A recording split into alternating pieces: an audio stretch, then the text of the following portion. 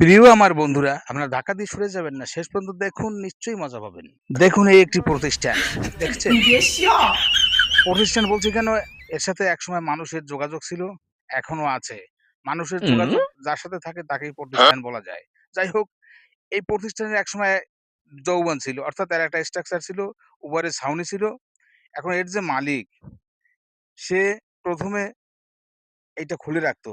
খুলে রাখার কারণে এত কথাসার হতো, সে নিজেই এই প্রতিষ্ঠানে আসতে পারত না। মানে নিজের বাহ্য কাজ ছাড়ার জন্য এখানে আসতে পারত না। নোংরা করে রাখতো। শেষে উনি তালা মারলেন।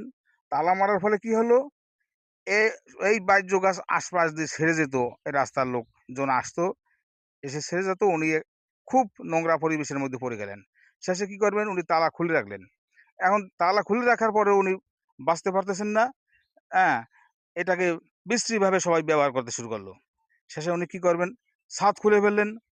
তাতেও বাঁচতে পারলেন না। শেষে উনি কি করলেন? একবারে পুরো স্ট্রাকচার সরিয়ে ফেললেন।